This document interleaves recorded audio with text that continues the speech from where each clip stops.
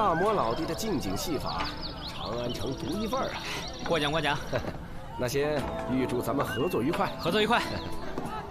哎，对了，我说萨摩老弟，为了彰显一下你的诚意，还得请你啊移驾我的杂戏班，给大家展示一下你的实力啊！好啊，那我们现在去吧。嘿，好。哎，萨摩老弟，你不会连马车也没有吧？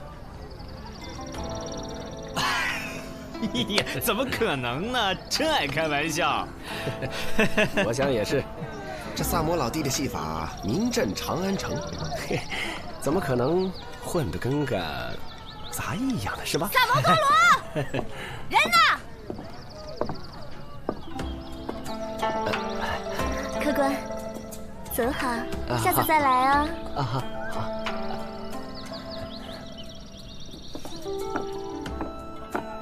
萨摩多罗。阮班主请放心，有我萨摩多罗在，一定会让杂戏班的名声名扬四海，票房大卖。看，我的马夫驾着马车来了。阮班主，你请前面带路，我随后就来。哎，嘛呢？你怎么不进去干？干什么干？怎么来这么晚？阮班主，一会儿见。前面带路啊！你干嘛呢？又整什么幺蛾子？一句话，想不想赚钱？想。走着。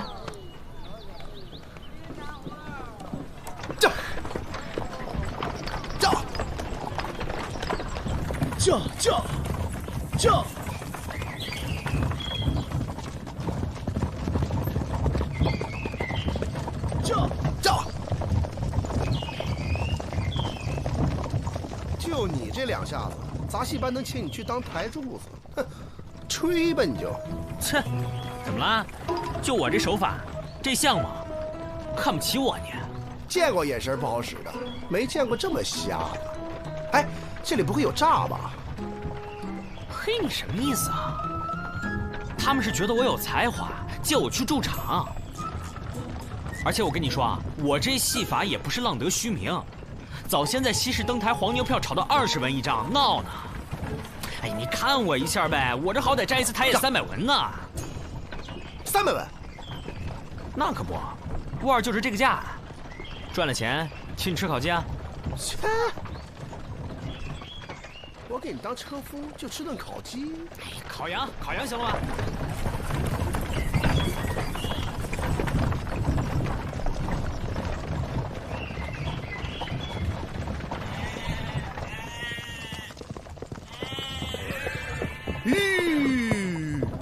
哎，怎么停了？没看着有羊群吗？走。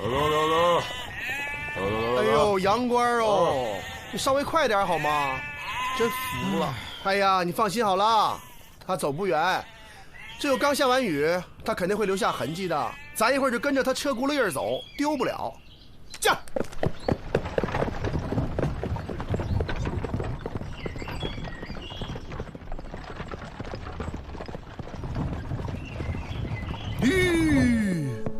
又怎么了？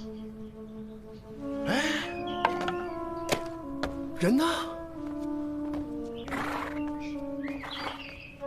人呢？你问我问谁啊？不是，你别闹啊！你是不是把人给我变没了？真闹是神仙呐！这车轱辘印没有了呀？刚下完雨，怎么可能呢？难道这马车插翅飞走了不成？哎，我去！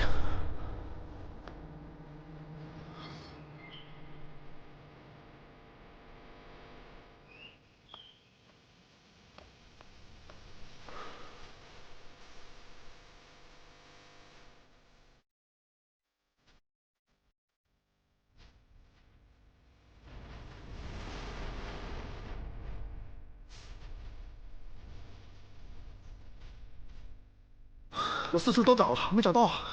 我也没有。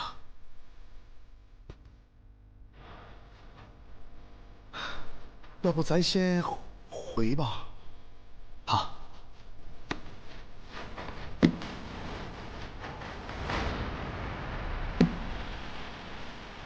这。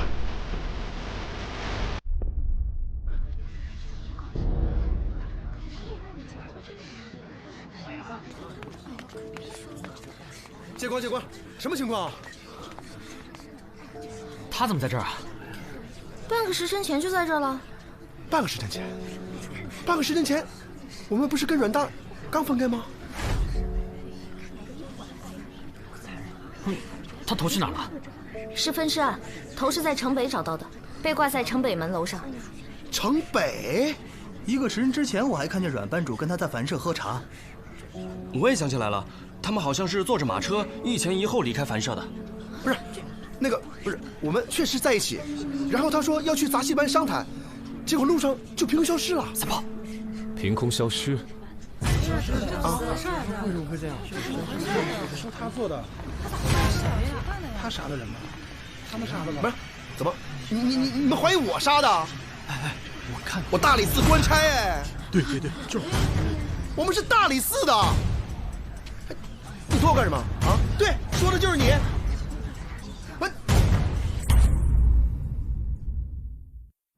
你说你是不是一天不作妖就不舒服？你能告诉我什么是台柱子吗？能告诉我什么是戏法大师？有没有掂量过自己几斤几两啊？你给我惹了多少祸，捅了多少娄子？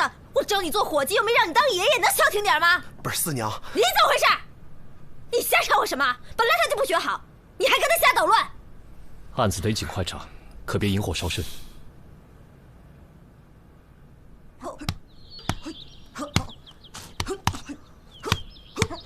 有人吗？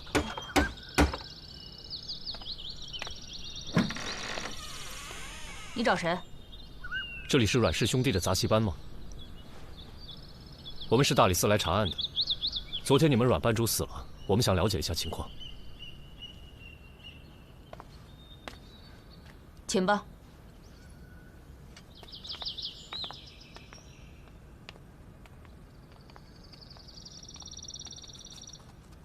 你们是大理寺的，来查案的。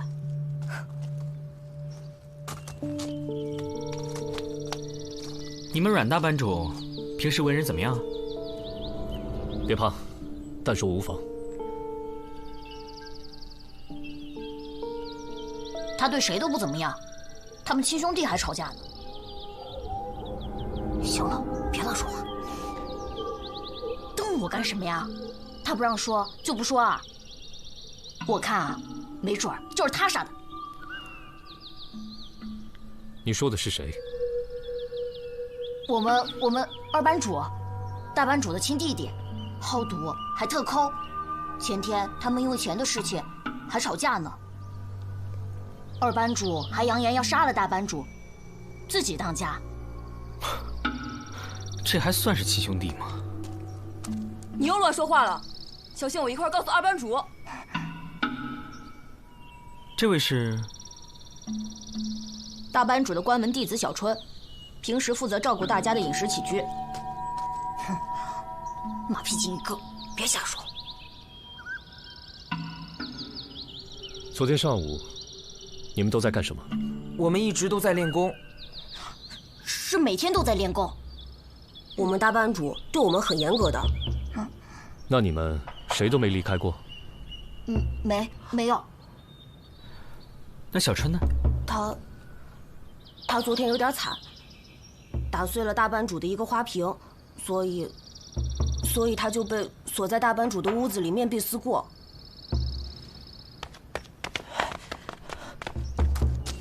哎，闪开闪开！哎，两位官人有失远迎。哎，快里边请，里边请。快练功，练功！哎，请。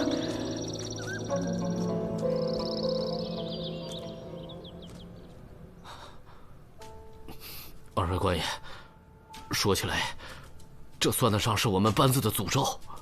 诅咒？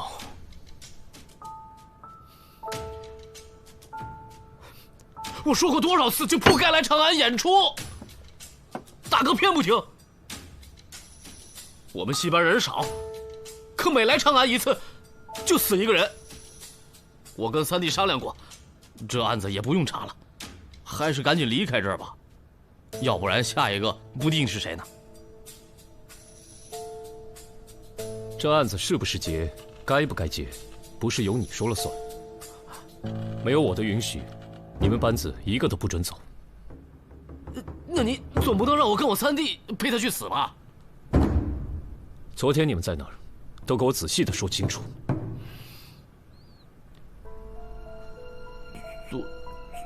昨天，我大哥出门前，让三弟监督我打拳，我在西厢房打了一上午。是这样吗？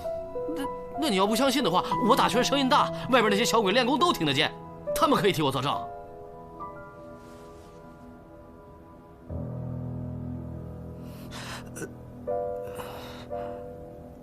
是这样的。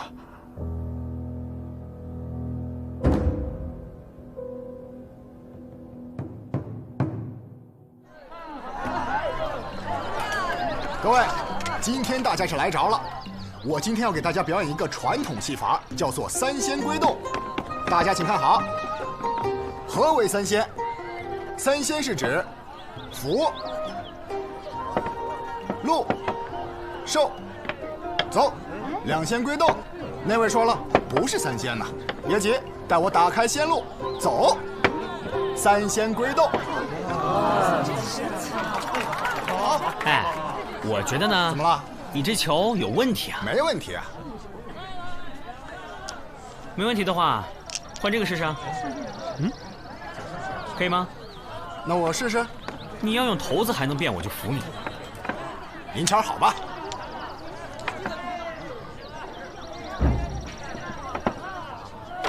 来，您注意看啊，走。过去。三仙归洞，谢谢。哎，各位怎么样？这个小戏法有意思吧？拉我干嘛呀？我正看到关键时候呢。看好。看什么看？案子破了吗？有李少卿在，还有什么案子破不了啊？啊？又怎么了？哎，我说你别一天到晚盯着我行不行啊？黄三炮，看好啊！江湖告急，江湖告急啊！来，就这钱，改天还你。干嘛借钱啊？赌输了呗。你去赌了？啊，跟他借吧。谁呀？黄三炮。老大，我错了，就这一次。老大，原谅我吧，老大，我给你跪下还不行吗？老大，黄三炮，没想到吧？黄三炮欠我的钱什么时候还啊？你那钱我告诉你啊，你那钱，给我站住！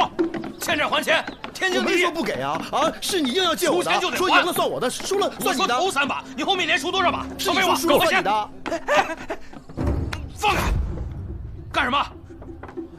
哪儿来的？废话，在我手上当然是我的。大胆！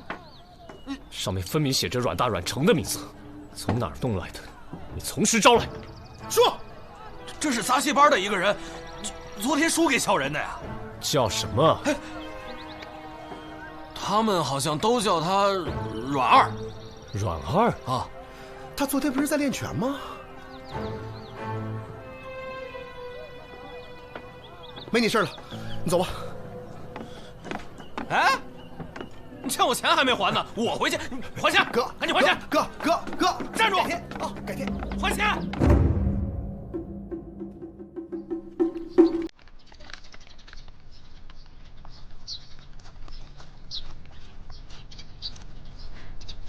他们又来了。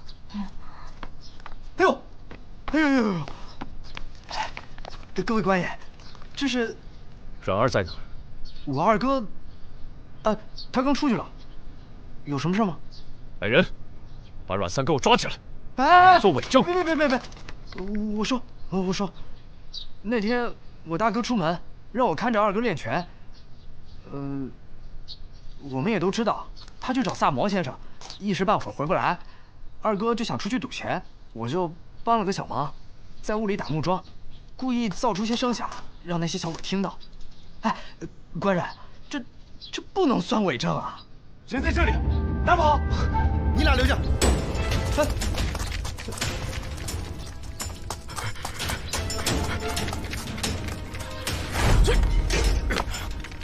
阮二，给我下来！我曾放箭，人不是我杀的，我没杀我哥。我只是出去赌钱，输钱之后找我哥，那时候他都已经死了。那你为什么不报官？我报什么官？我报官？我多少次扬言要杀我哥，自己当家，他于此，我说得清吗？我，你先下来再说。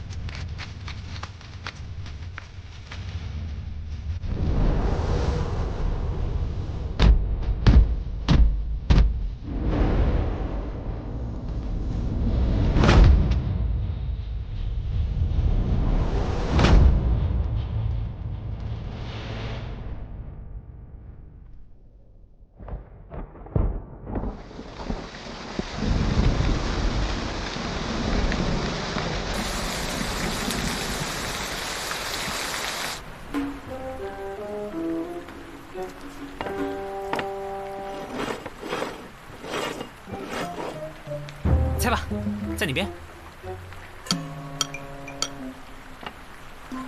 哎，四娘你好聪明啊，又被你给猜中了。咱能不玩了吗？你什么时候猜不中的话，你就可以回去睡觉了，好不好？来，再来，这次啊多变换几下。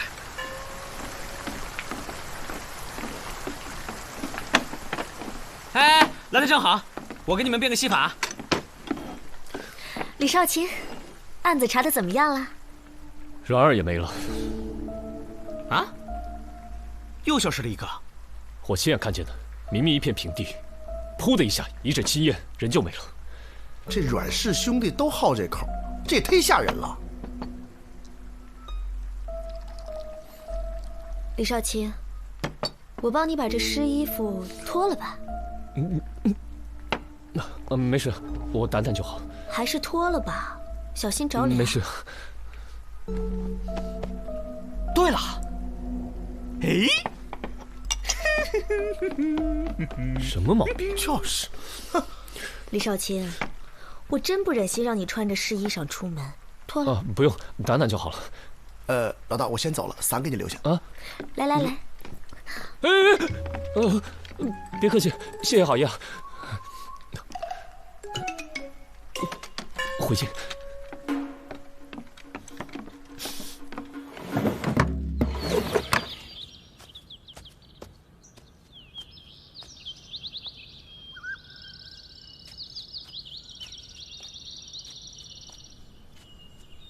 老伯，老伯，你还认识我吗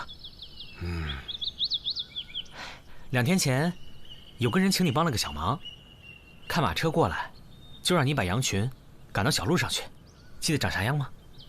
我想想啊，高个子，脸有点方，老伯，花裤子，帮个忙，右边脸上有颗痣。你确定？确定。当他跟我说话的时候啊，我老以为是个苍蝇趴在那儿，后来啊才知道是颗痣。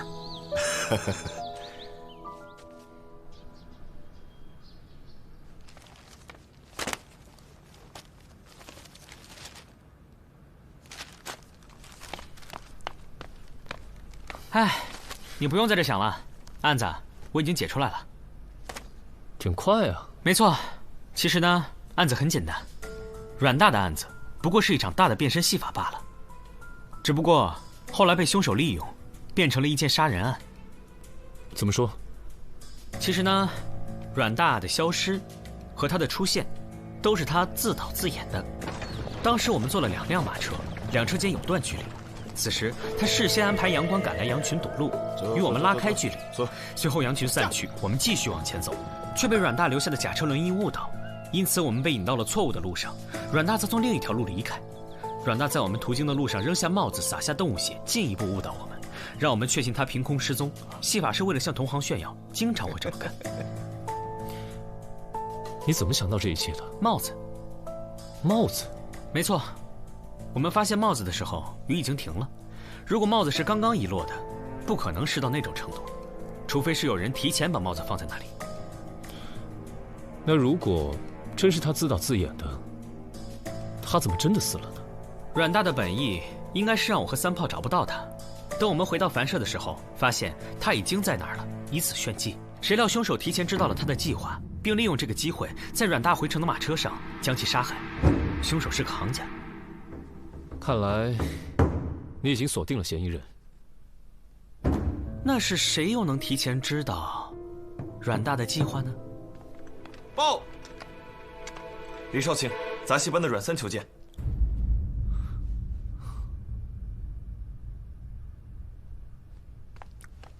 带上来。官人，官人，我求求你，你放我出城吧！再这样下去，我肯定会死。你现在是嫌疑犯，没我的允许，不准离开长安。我二哥已经死了，下一个一定是我啊！他只是失踪。不，他死了，他肯定死了，我能感觉得到。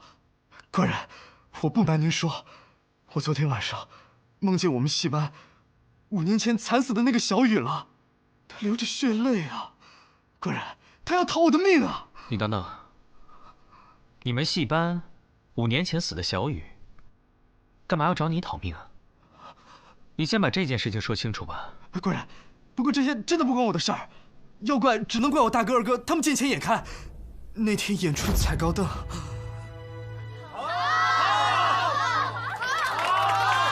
哎，谢谢啊！哎，谢谢，谢谢。我出500文，敢不敢加凳子？我大哥为了500文钱，非让小雨他加凳子，没想到出了演出事故，小雨当场摔死。为了区区500文钱，你们就害死了一条人命。我们也不想的，打那之后，我们就再也不敢来长安了。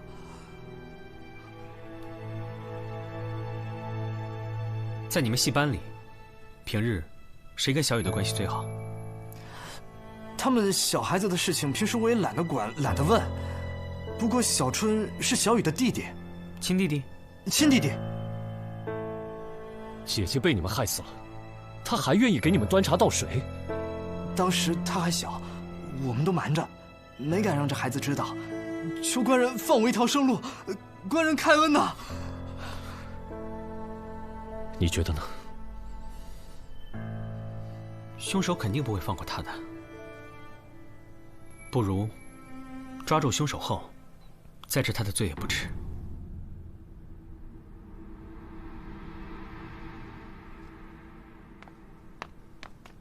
走吧，我派人护送你出城，如何？哎，谢谢官爷。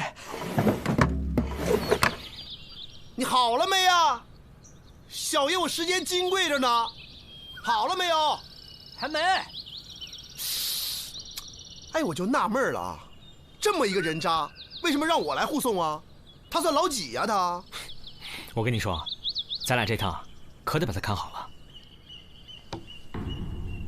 说不定会遇到凶手。你不早说，这么危险，早知道我就不来了。为了他丢了小命多不值啊！哎呀，催，你催什么催啊？哎呀，你自己看看，尿我这一裤子。你给我找条新的。没有，赶紧上车，味儿这个大呀！快！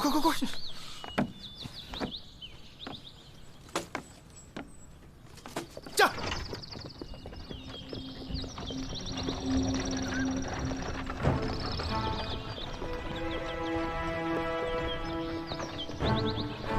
哎，你干嘛呢？你看一大老爷们笑什么？我在笑李治。你笑我老大干什么？你看他平时那么严肃一人，昨天被吓懵了。他竟然特认真的跟我说，噗的一下，软儿就消失了，跟见了鬼似的。他真的一下就消失了，那是我老大亲眼所见呐！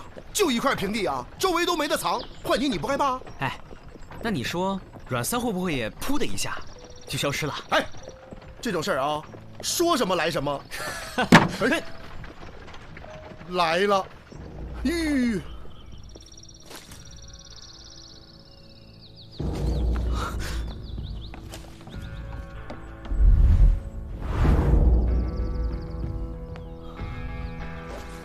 妈呀，妈呀！这不是活见鬼了吗？你刚才不也看到了吗？他就在里面呢。这才多会儿功夫啊！没错。那现在怎么办？回船。驾！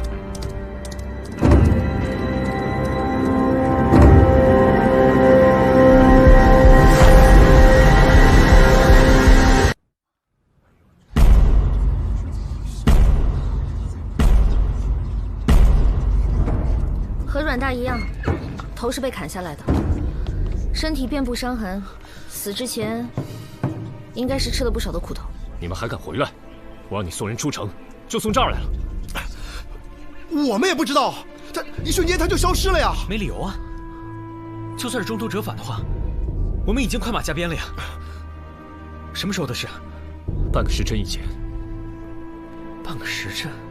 对，就是那个时候，他突然就消失了。这不可能！头呢？头在哪儿？我找到阮三的头了。在哪儿？在城南的城楼顶上。这太恐怖了。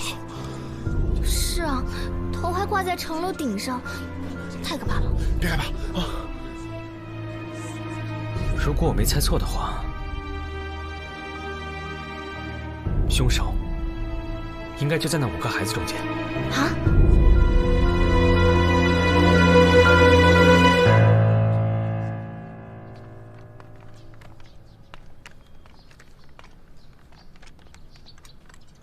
大班主和3班主都死了，2班主又不见了，待在这里恐怕会有危险。我看，我们还是走吧。咱们怎么走啊？山高水长的，你们想干什么？不用害怕，哥哥呢，只是想问你们一些小问题。你们还记不记得有个女孩小雨？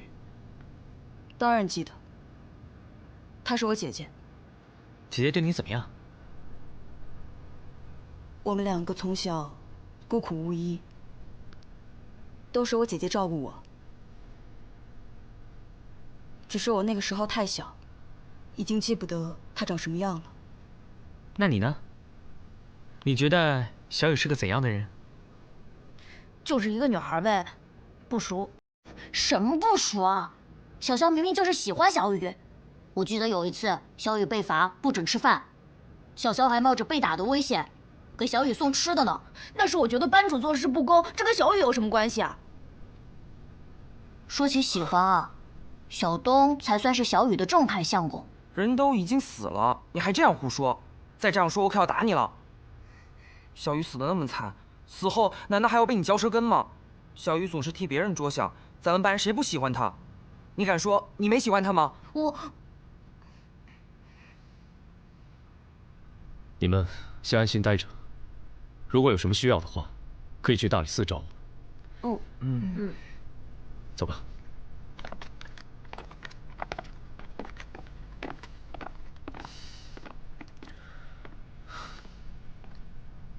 他们每一个人都是天真无邪的样子，头疼。那凶手真的在这群孩子中间吗？会不会是那个阮二啊？毕竟我们到现在还没有找到他。应该马上就能找到他了，找到他的尸体。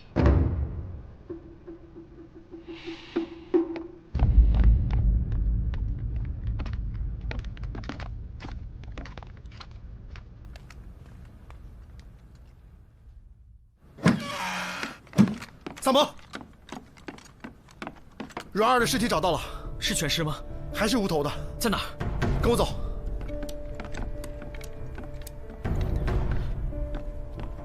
四娘，你还记不记得你原来给我讲过那个祭祀的时候，就是要把那个祭品摆成什么形状的那个仪式？人祭。对，人祭。那你还记不记得人祭是要把祭品摆成什么样的形状？围绕死者死的地方，用形骸摆成一个三角形。不说了，是人。三角形？我知道了。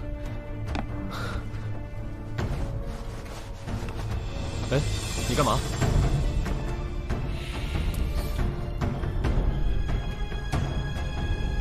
没错。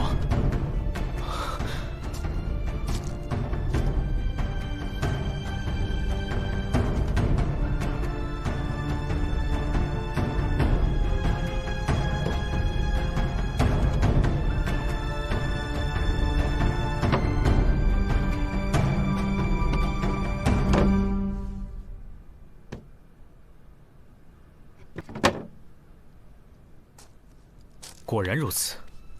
什么情况？去东便门，如果杂戏班里任何一个孩子出现，都抓起来。那个人一定是凶手。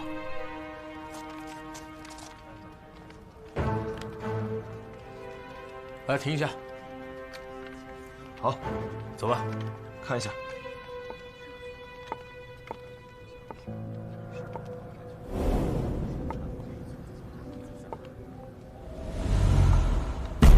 抓住他！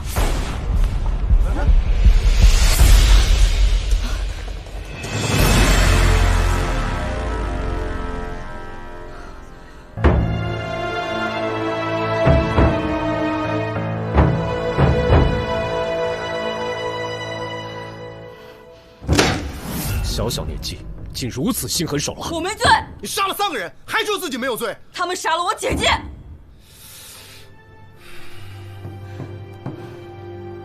我杀他们，是替天行道。我没罪。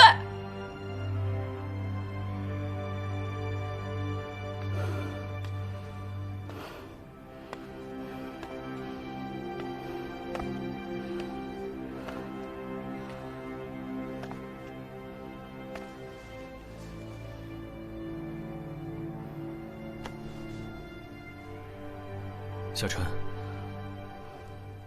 你是从什么时候知道姐姐的事情的？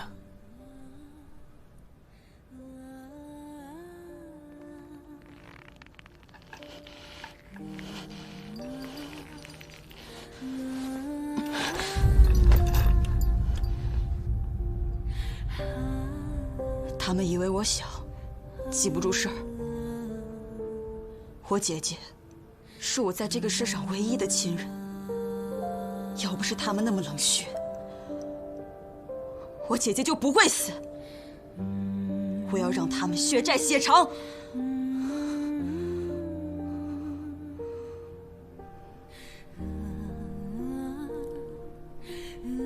好了，人证物证俱在，可以结案了。我不后悔。姐，你看到了吗？小春替你报仇了，你终于可以安息了。姐，姐姐，姐姐。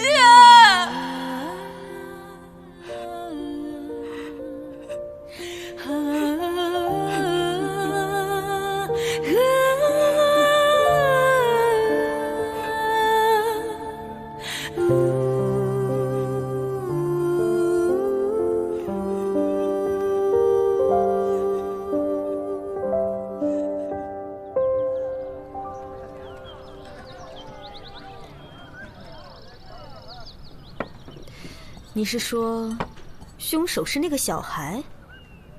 你不是说，那个时候他有不在场证明吗？他的不在场证明是事先设计好的。我知道错了，放我出去吧。小春先故意打碎花瓶，惹怒班主，让班主把他关进房间，然后又偷偷溜出来。他尾随阮大的马车到了樊舍，并藏身在马车之中，将其杀害。哦，那阮2和阮3又是怎么消失的呢？其实很简单啊，当时阮2就是藏起来了。藏起来了？怎么可能？我老大都说了，那是一片平地，没有任何隐藏的地方。请问一下，那是一个什么样的平地？我记得好像是一片荒废的菜地。嗯哼。哦，原来是这样。原来哪样？菜地是有地窖的。哦，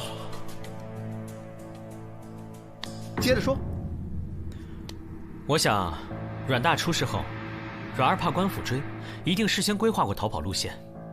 他先找了帮手，在半路放烟，随后钻进地窖，造成原地消失的假象。那他怎么死了呢？他找的帮手就是小春儿。没错。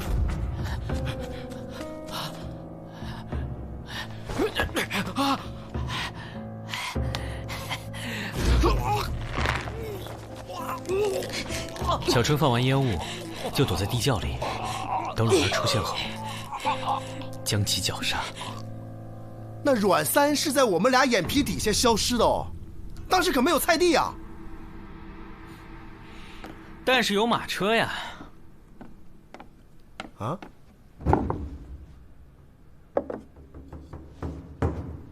什么意思啊？马车是被改装过的，所以这无疑变成了一个暗箱，就好像是三仙归洞的戏法一样，利用人们的惯性思维。你以为碗是空的，但是那小球早已被放到了碗里。咱们那天都没有注意到，其实马车里面已经躲着一个人了。他利用身材瘦小的优势，躲在马车里跟我们出城，随后用迷香放倒了阮三，从后盖板扔下了马车。不对，我们俩快马加鞭回来的时候，阮三已经死了，又杀人又运尸的，这咋能这么快？除非那个尸体根本就不是阮三，不是阮三的。阮二和阮三是亲兄弟，身材相貌都差不多。如果没有头，再交换衣裳的话，你们分得清吗？小春只需要给阮二的尸体穿上阮三临走前的衣服，然后再把尸体丢在四娘的店门口。在咱们都去找头的时候，他再赶过来，把阮三的头扔到城南门。这样一来，大家就会以为这是阮三的尸体。这也太复杂了吧？他图个啥呀？他对于人界的传说深信不疑。人祭，人祭是要把祭品摆成什么样的形状？摆成一个三角形。小春之所以会被我们抓住，是因为他一心想着为姐姐超度升天，才会坚持要把阮二的头放在三角的最后一个位置，也就是东便门。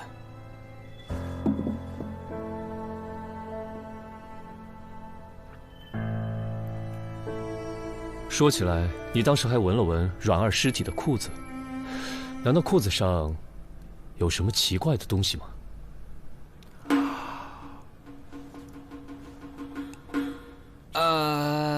催什么催啊？你看，尿我这一裤子。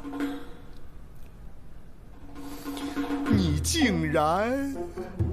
我知道，我知道！哎，你给我闭嘴啊！因为这小我杀了你啊！换衣服的时候不可能连底裤对面。你给我闭嘴啊！闭嘴！闭嘴啊！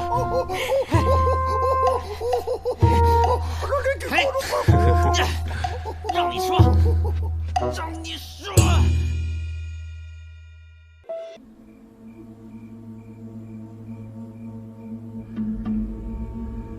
这儿大呀不中留，你看看啊，放着这长安的平安日子他不过，跑那么老远，在哪儿不是做生意呀？这都2个半月了，你说说，咱们儿子什么时候回来呀？啊？唉，净是我瞎操心，我呀不管了，谁呀？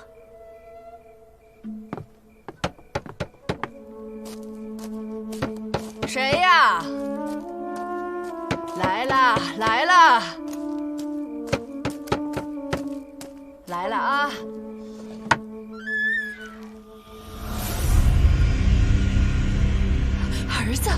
你回来了。你怎么了？你这是怎么了？哎，儿子，你怎么了？你倒是说句话呀！儿子，儿子。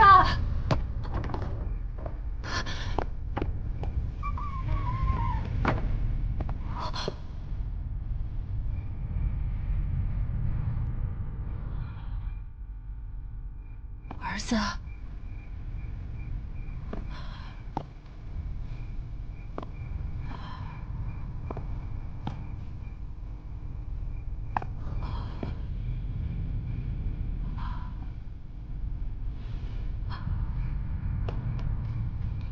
儿子，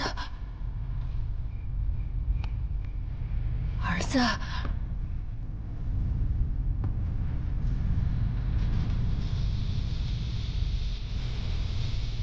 别闹了，跟娘说句话呀，儿子，儿子。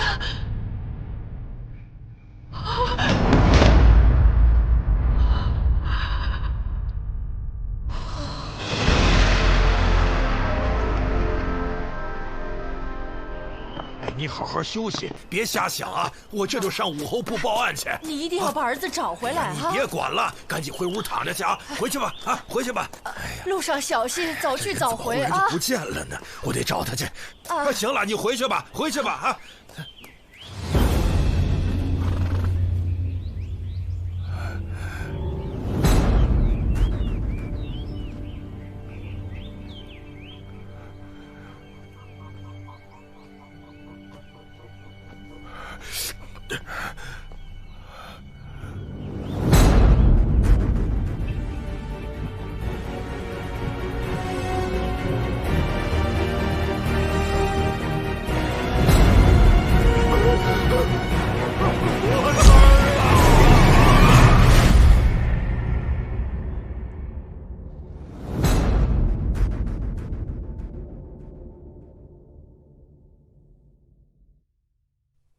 钱和名利皆无意义，一切有如梦幻泡影。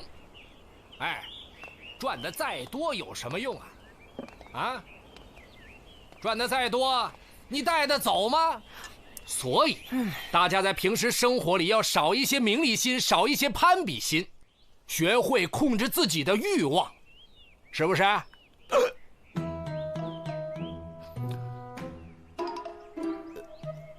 啊，你讲得好，哎，讲得好，讲得好。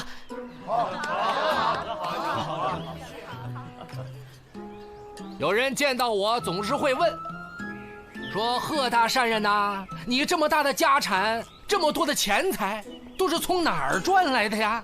这话我就不爱听。哎，这叫什么？这就叫执念，这就叫贪欲。哎，你应该问我，贺大善人呐，你赚的钱都花到哪儿去了，对吧？我就可以很肯定地告诉你，绝对没有用来享受。这大叔，我的钱菜做得好，顶级的。我的钱都是用来做慈善、做布施，像组织今天大家这样的聚会，希望你们能够传达我对佛学的理解之深刻，是不是？讲得好，讲得好，讲得好。这位小哥啊，我似乎不记得请过你啊。哦，我是替凡社公司四娘来的。哦，她今天有事走不开。哦，四娘啊，四娘可是女中豪杰，竟也有心向佛啊。是啊，四娘啊，最崇拜你了。她说啊，听您讲经比去庙里烧香还管用呢。哦，对了，四娘还说您家的佛经都是真迹，真迹。这话讲的倒也不假。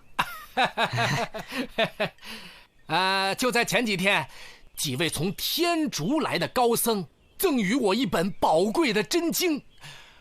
不夸张的讲，整个长安，不，是整个大唐，也只此一本。哎，我说贺大善啊，那你把这真迹拿出来，让我们都开开眼呗，让没有慧根的我也见识见识嘛，是不是啊，大家？让开开眼吧。可以，大家共沾法语罢了。见真经、思佛陀都是缘分呐。管家，去吧。吃好，吃好，喝好啊。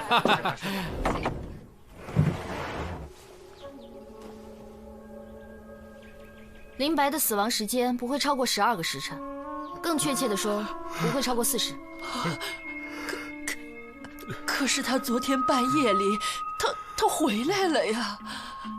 死因确认是溺毙。昨天夜里，他回来的时候啊，浑身都湿透了。我知道了，一定是他的魂儿自家心切，飘回来跟我们老两口道别来了。他想回来就回来，想消失就消失。我儿他一定是回来有话想说。我儿子他死不甘心呐，老伴儿，他的魂儿回来报冤了。你说林白去了外地做生意，什么地方？凉州，去了2个多月了，他娘天天念叨，我儿啥时候回来呀？这不回来了吗？你要不要再看一眼？喏。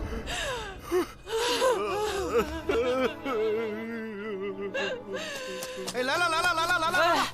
哎，回回催命。哎，你就不能消化一下，然后等会儿多吃点吗？四娘真不容易。哎，我说李少卿，第一呢，我今天的饭不是在凡社吃的，这第二呢，汉卿已经复述过了吧？我路上跑着跟他说的，但是他听没听进去我就不知道了。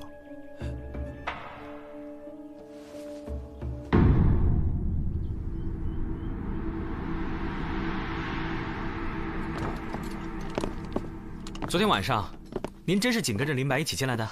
我知道，说出来没人信，可我亲眼所见，我儿的魂儿回来了。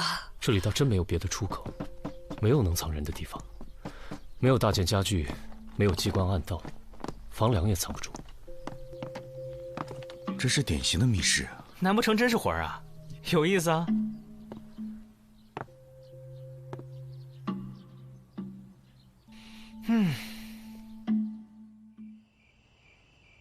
紫苏妹妹，其实你今天啊，真应该去看一看，难得死得如此干净漂亮。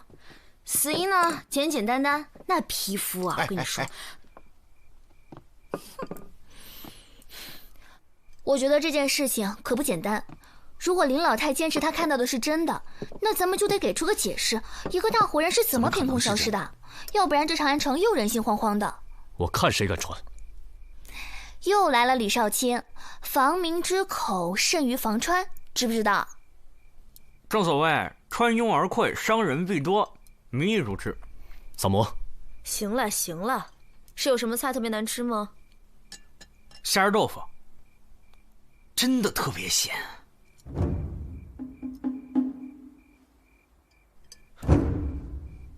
我让你查的事儿查的怎么样了？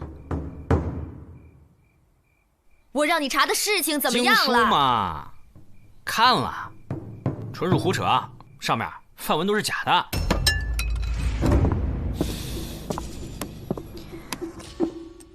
我就知道，贺元从几个天竺游僧那里得到一本梵文经书，就知道他一定是遇见谁了。安西道上有一对自称天竺游僧的马匪，从西周到沙州，所有的劫杀案里10有8九都是他们干的，主要劫持商人，一旦遇到官兵，就拿出几本假的梵文经书伪装身份。我有次收了钱替人押镖，10几个我的兄弟都死在他们手里。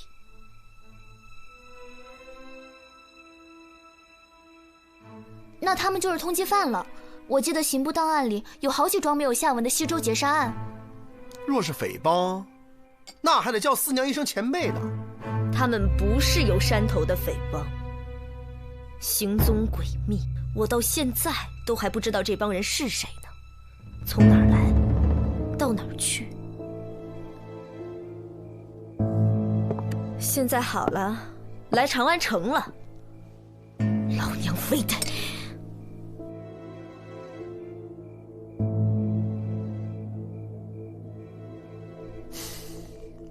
他们怎么会跟贺元有交集？查清楚不就知道了吗？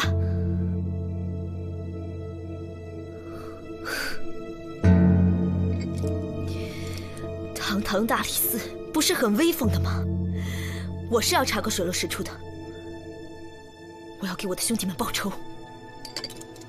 我来查，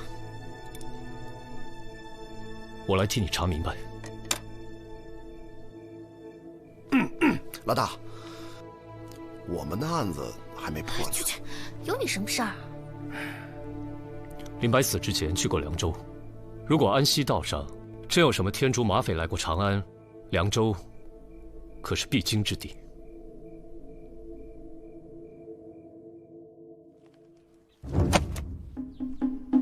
说说吧，贺大善人，怎么回事？我哪知道怎么回事？我又不认识范文，我哪知道他写的是好是坏呀？你确定你没有故意伪造、妖言惑众？李少卿，这可不敢乱说啊！您借我撒胆儿。那就是送你经书的人有问题了。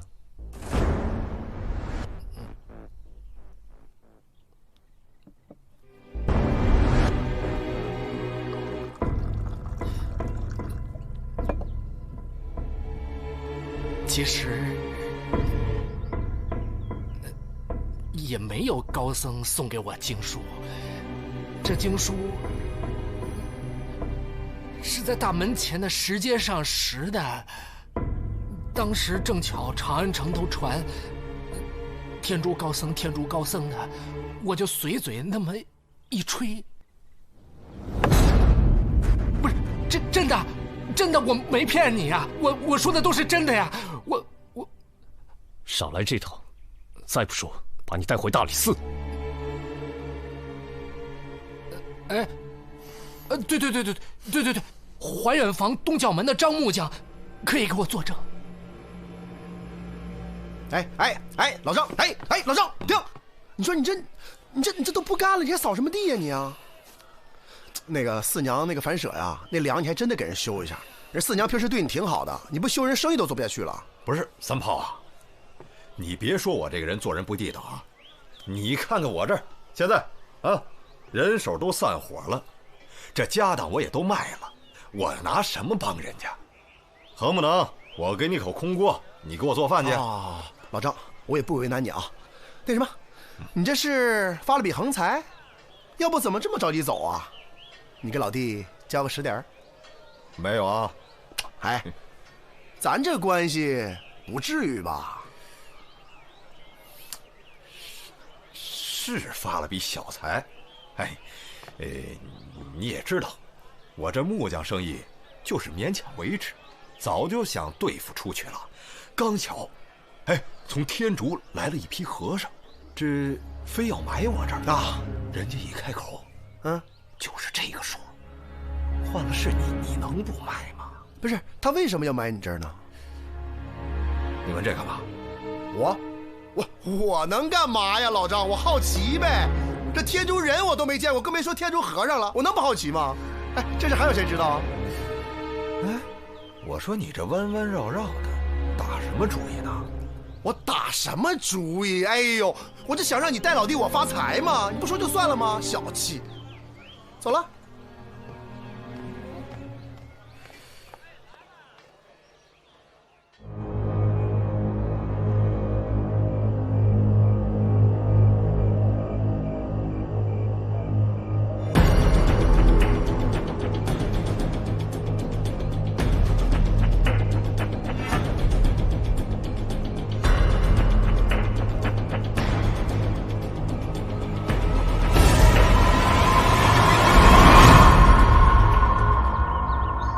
点进展也没有啊。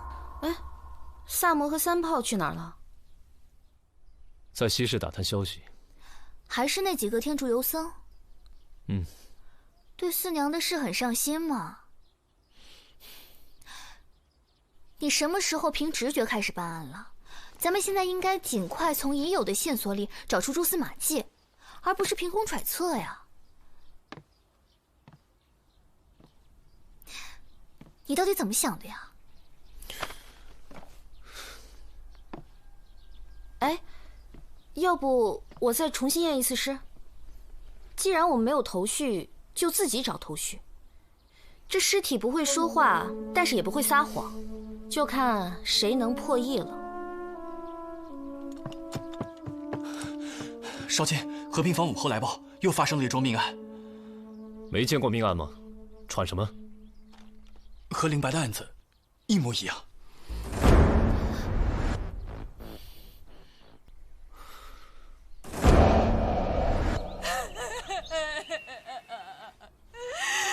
我的儿啊，你怎么丢下我们娘俩就这么走了？死于溺毙，死亡时间是昨天上午，不超过40。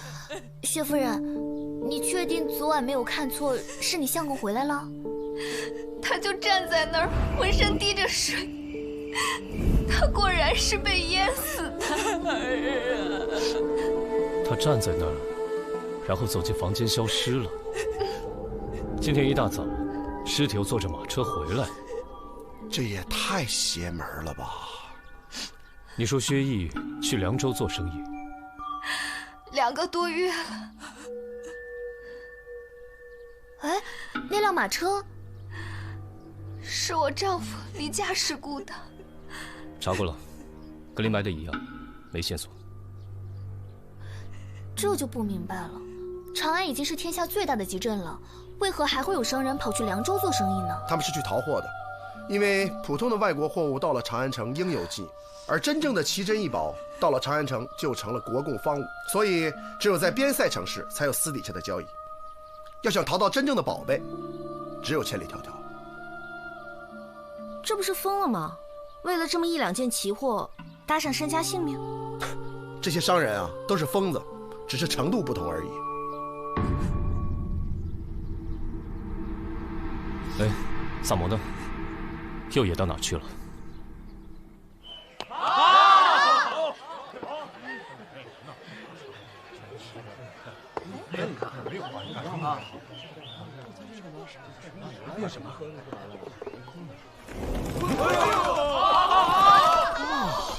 这些都是雕虫小技，真正的表演现在开始。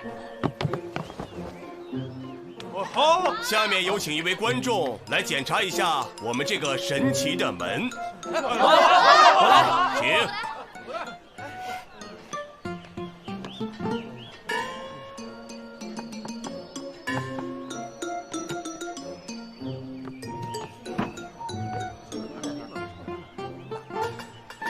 检查得够仔细的啊。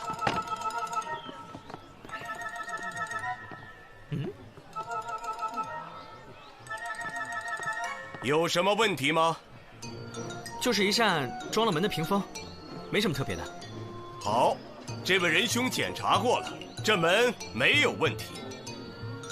下面有请我的2位助手。没事，人呢？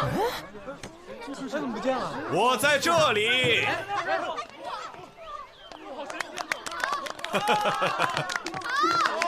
哎，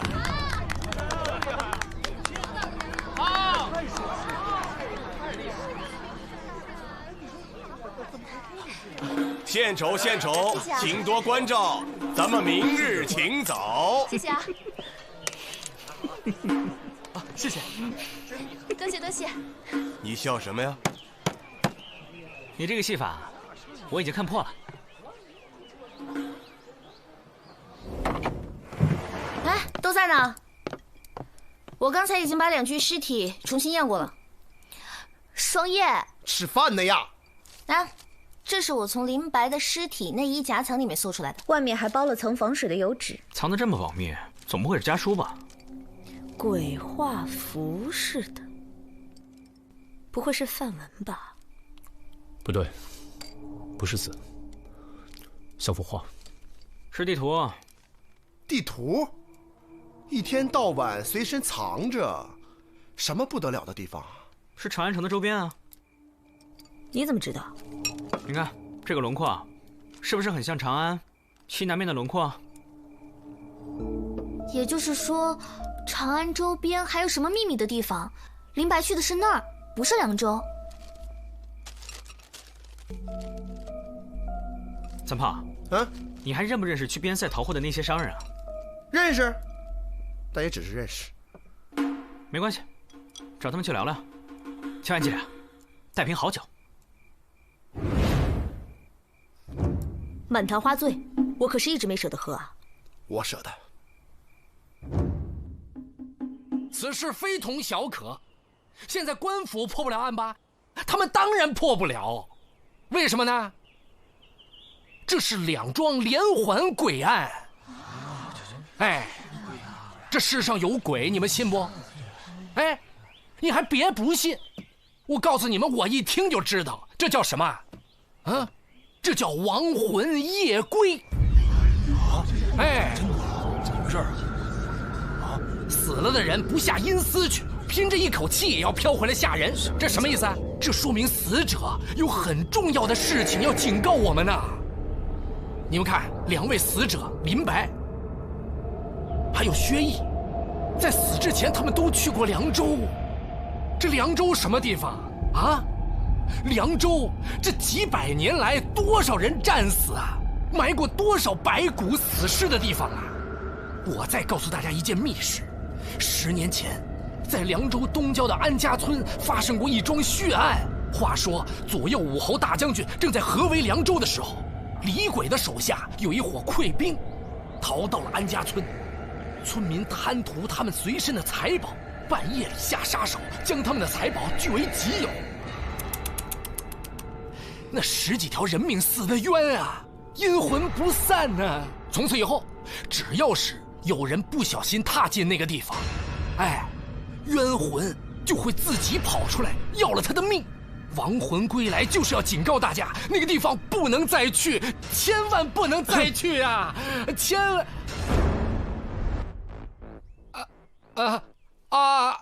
大家对刚才那段经文还有什么疑问吗？欢迎提出来，我们共同探讨啊！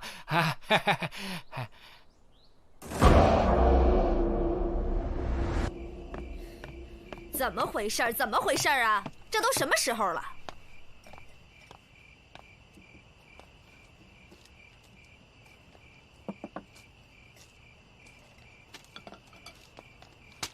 你，这都什么时候了啊？这么晚，官兵看到你不得弄死你啊！不三不四，关门打烊。得嘞。哎呦，我的小可怜，紫苏姑娘，快别闹了啊！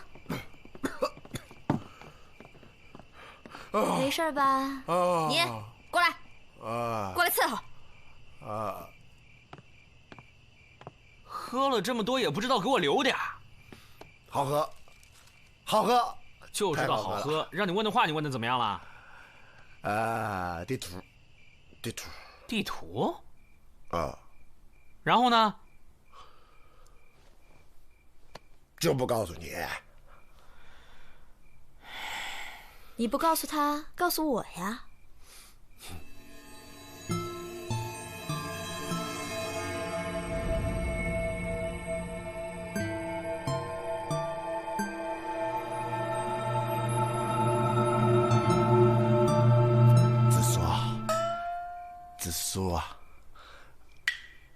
紫苏，我跟你讲啊，我一般不喝酒，一喝酒我就说心里话。我对你，明白吧？我明白，我明白。是不明白，你不明白，你不会明白的，紫苏。我不是紫苏。不是紫苏，是苏有才。什么鬼？杜远，李长青、王大壮、胡木、胡林、胡森，哥仨。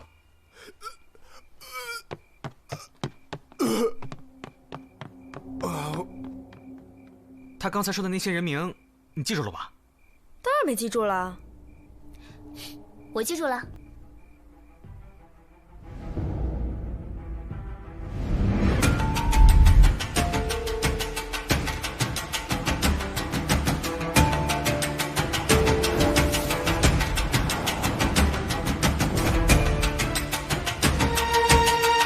连户部档案都背了一遍，也真难为你了。这些人住得那么分散，平时怎么联系啊？我问了三炮，他们平时都不大来往，只是纯粹的生意关系，偶尔见面也只是生意上互相通气。抱团好办事，也免受欺负，哪行都一样。非但如此，他们还很排外。他们发现了去凉州的近道，可以省很大一笔路费。这件事情他们对外守口如瓶，林白、薛毅都是从这条路去的凉州。那就派人去谈谈道，相关人等先收监。我真的我怎么了？我怎么了？慢点！你最近忙得很呢，造谣生事，煽动恐慌，你想干什么？住口！我今天只问你2件事。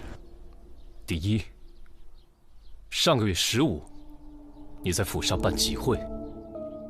林白、薛毅的家里人是不是全都参加了？这街坊四邻的，不请也不合适吧？那么巧吗？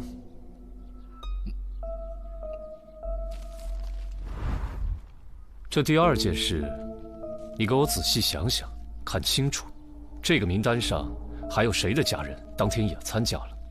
哎呀，这么多人，我哪能全都记住啊？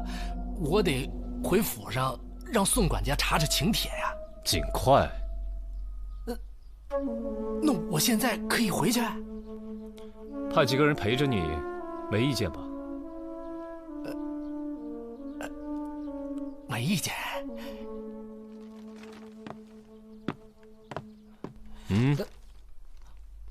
你还得做一件事情。诡案真相大揭秘啊！来，你们看啊，这条路啊特别的难走。贺大善人说了，两桩连环诡案的受害者都是因为知道了一条通往西域的寻宝路线图才被杀害的。朱正兄说的没错，从第一个死者的衣服夹层里就搜出了路线图。哎，看见没有？各位，既然得知了这个秘密，咱们总得做点什么吧，否则他们都白死了。对，绝对不能让他们白死。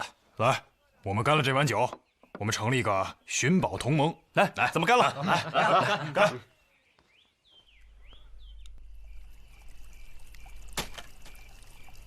消息刚散出去了，看他们何时行动吧。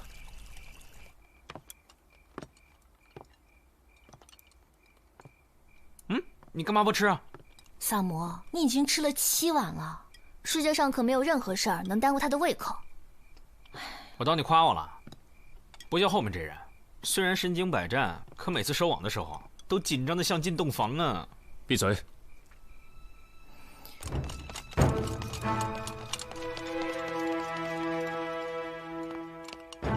禀少卿，都准备好了，你们先出发，依计行事。多留神，今天估计要等到子时了，不许偷懒。是。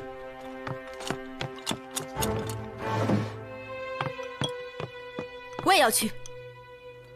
小行动而已。扯！你从右后卫调来了一个小队，为什么不让我去？因为答应你的事没办到，这回我欠你的。李成业，你是个自恋狂，你知道吗？开赌了啊！我们赌一下，今天晚上会在哪一家抓到真凶？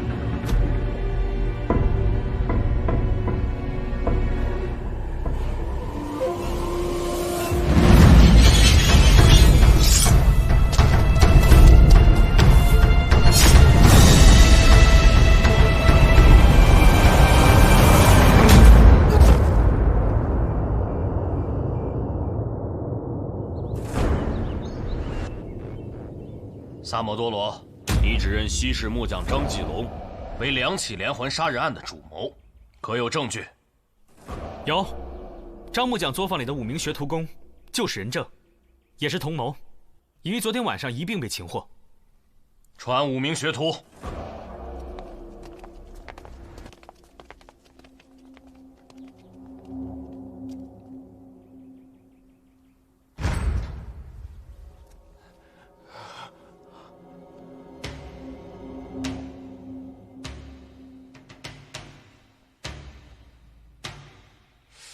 长得一模一样。李侍郎，这就是易容术。没错，张木匠学过易容术，他既可以装扮自己，也可以给学徒们易容。这就是本案离奇情节的关键点之一。接下来呢，我要先来说明一下，这2桩命案当中的惊悚事件到底是怎么回事。请允许传唤术师徐良。传。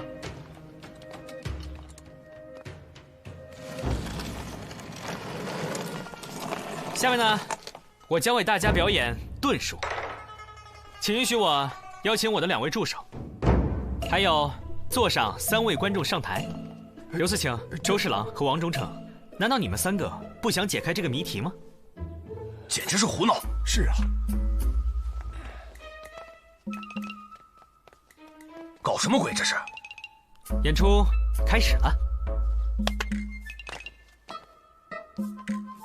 这是要干什么呀？这个门看上去呢，跟普通的门板一样。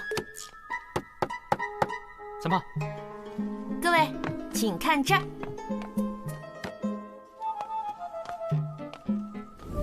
呀，萨摩呢？人呢？人呢？哟，哎，萨摩呢？人哪儿去了？看来这里头又有玄机呀。刘慈欣，周侍郎，萨摩，怎么样？这就是我为大家表演的遁术。我的遁术表演的还不赖吧？没错，被你给识破了。这和案情有何关联呢？当然有关联了。其实呢，运用的是相同的原理。活人既然可以在这儿消失的话，在密闭的一个空间里，同样也可以。咱们看一场好戏吧。当天晚上呢，凶手易容成了林白的样子，然后进入林白家，推开门的时候，门是正常的模式中，然后把门关上。接着凶手就把隐藏的门栓弹出，于是呢，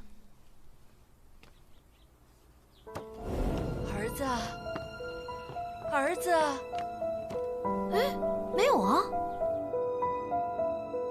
出门之后呢，在门外的凶手又把门轴换回了正常的模式。整个事件就是这个样子。3位官人，请回吧。如此巧思，相信只有精通木工和机械原理的人才能够做到。像徐良这种半吊子，恐怕是不行的吧？我只懂简单的机械原理，我的道具都是张木匠给我做的。我要求很高，长安只有他能做到。那你们交情很好吗？一般般吧。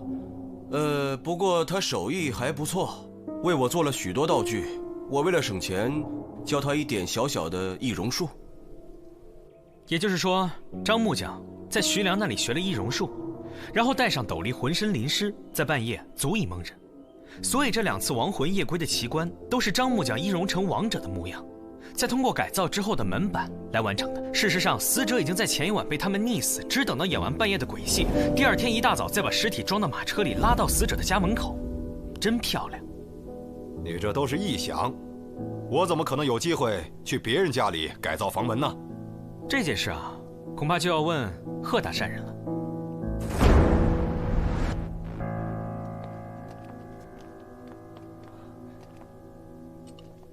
各位官人好。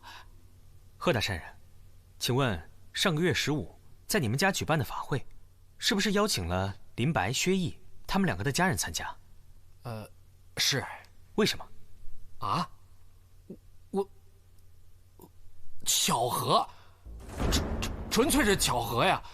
我这个人喜欢热闹，也喜欢排场，所以我每次做法会的时候，那都是请几十位的街坊邻居一起参加。那天刚巧给这2家发了请帖，他们都来了，他们也没事儿，那就来喽。也就是说，那一天，林薛那2家人都不在家。这件事儿，张木匠知道吗？啊？张木匠？哦，上个月初10，他倒是到我府上去修理过客厅的门柱。闲聊几句，我提到了15要办会，当时管家把请帖就放在厅堂里，想翻看肯定有机会啊。好，谢谢啊。哎，就这样，你得知情况后，潜入林薛2家，改造了房门。还有，究竟是谁把那本假梵文经放在贺府门口的？又是谁把天竺游僧来长安的鬼话到处散布的呢？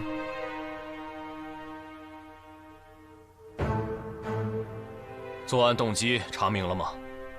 查明了，2名死者都去了凉州经商，他们在长安都加入了一个商会，商会内部知道了去凉州的一个径道，可以节省很多时间和费用，但这条径道要翻过长安西南的一座无名山，阻碍了凶手团伙在山上的秘密活动，所以被杀了。什么秘密活动？三炮，禀四卿，我带人按照林白的路线图去查看过，发现有安营扎寨的痕迹。把你的意思说清楚。就是说，有军队驻扎过。啊！根据兵部档案，大唐从来没有府兵经过那条山路，根本不知道什么时候开辟出来的。情况很明显，有敌军潜入驻扎，窥伺长安。凶手团伙制造连环杀人案，第一是想灭口，第二则是想通过亡魂夜归的异象，引发恐慌，制造诅咒之说，杜绝知道此事的长安商旅再去暗示。所以我才想要引蛇出洞，让鹤山人放出假消息，其他商人以为真有什么寻宝图，都嚷嚷着要去，凶手便自然会坐不住。为了吓退大伙儿，他一定就会再次上演恐怖事件。但是我们不知道这一次凶手会出现在哪一户人家。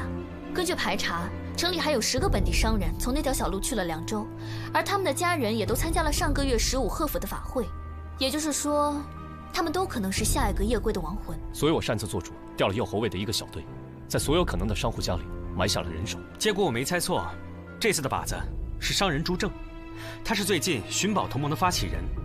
昨晚凶手打算亲自杀了朱正，以儆效尤，而5个学徒都化妆成朱正的亡魂，去其他商人的家里装神弄鬼。这样一来，等到第2天朱正的死讯传开，人们会有多恐慌，自然就不必说了。还不从实招来！张继龙，还不从实招来！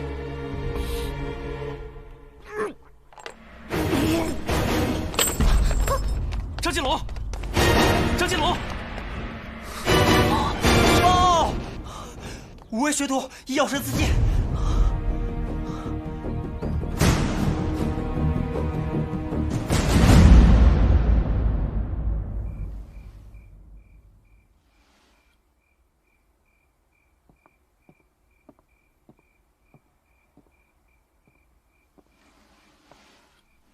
借过，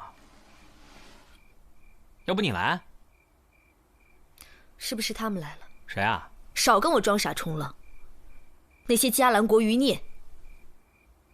你声音再大点儿，全樊氏人都听见了。我还能不了解你吗？除了他们，谁还能把你吓得魂不守舍？晚饭放着鸡腿都不吃。不饿。少来。是不是他们我还不确定。不过如果是的话，一场浩劫在所难免。该来的无需躲。有人找你叙旧，我请酒。想搞事，老娘剁了他下酒。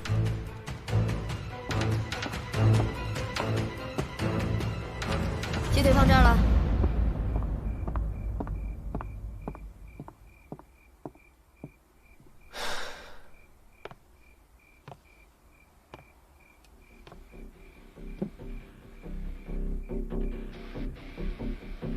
迦兰，